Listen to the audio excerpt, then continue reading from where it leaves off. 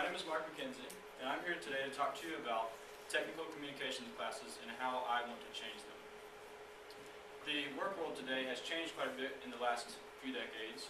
With the advent of internet and email, you no longer walk down the hallway to talk to your coworker or talk on the telephone necessarily. A lot of times you type an email or prepare a document to communicate with people sometimes thousands of miles away. You can conceivably work with dozens of people, like I said, thousands of miles away, all in one business day.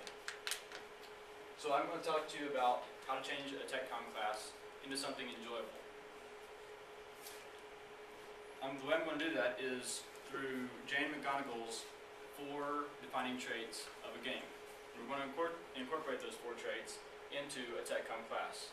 Those 4 traits that I'm going to tell you about are, first of all, goals. Every game has a goal. Rules, a feedback system, and voluntary participation. So TechCom classes need changed, in my opinion. Why do they need changed? Because they're boring. They're just monotonous. You do the same thing over and over with a little variation per instructor. But why are they boring? I would submit that they're boring because there's no competition, or very little competition. Like I said, it's monotonous. You write a paper, you give a speech, you get a grade, you do it all over again. So, if it's boring because there's no competition, why not change a TechCom class into a game? Now, I apologize, I don't know why that's off center there.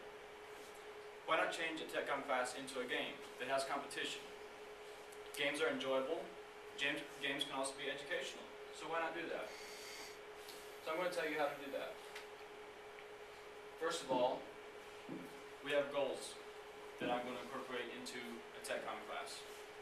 First of all, each class will be divided up into teams of 2. These teams will be competing with each other to get funding from a bank for a business they are trying to start. So there's competition there. Along the way, towards their overall goal, there's going to be what I call mini-games. These mini-games are basically the major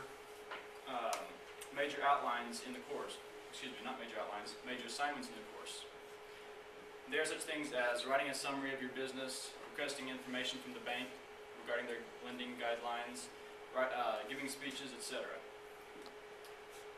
These things will help prepare you for the work world. So we have the mini games, there's the overall course game, and then there's also incentives incorporated in.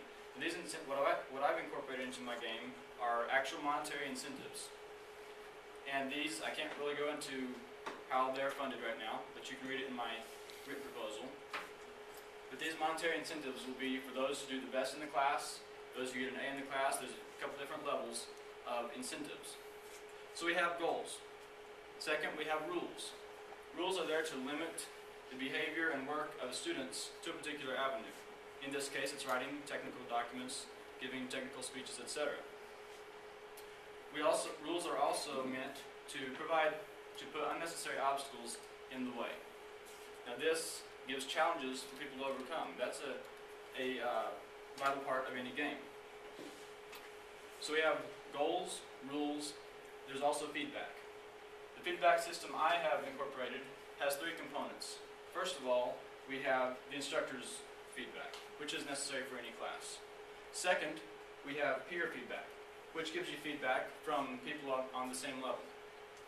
And third, there's a website that has a graph on it that shows where the student is in relation to the overall goal, and also where the student is in relation to all the other students in the class.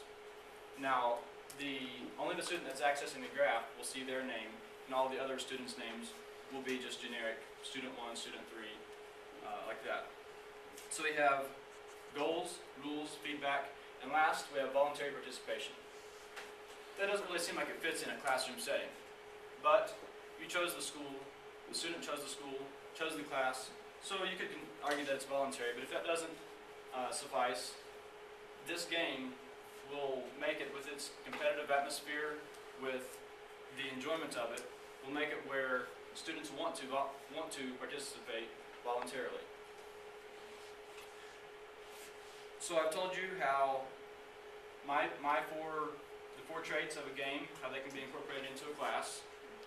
And this class will change the classroom environment from one that is non-competitive, boring, monotonous, to one that engages the students, creates less of a workload for the professors, and overall creates college graduates that can go out into the workplace having the technical communication skills that they need. Are there any questions?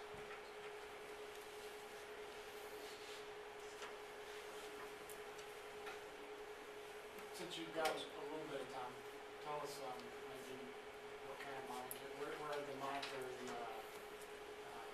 incentives come from. So you're wanting to know how it's funded, how the incentives are funded? Yes.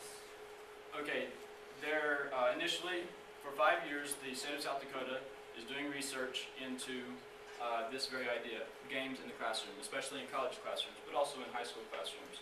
So for 5 years they are funding the incentives for this game. Now after that, the school would have to pick up, if the government doesn't decide to continue funding it, the school would have to pick up this funding of these incentives. Now that could be done through a couple of ways. One of course would be to add a little fee onto the TechCom classes. It would probably be something like $5 per person, something pretty minimal. It'd be spread out over the students. In fact, if it was spread out over the students of the school, it'd be more like probably less than $1 per person. That would be my preferred way of doing it. It's so minimal. Any other questions?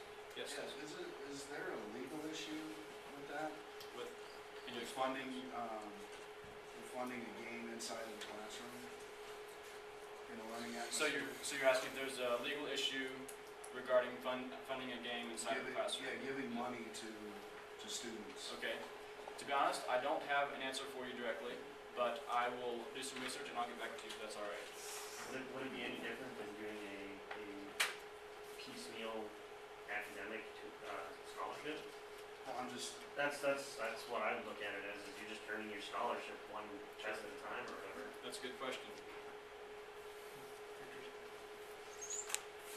Yes. You said people would be able to access their own scores in relation to other students, but with the names blocked out of the other students, be X, Y, Z.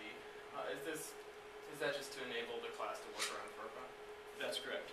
Yes. I should so you're asking if FERP is going to get in the way and if that's the reason why there's generic names.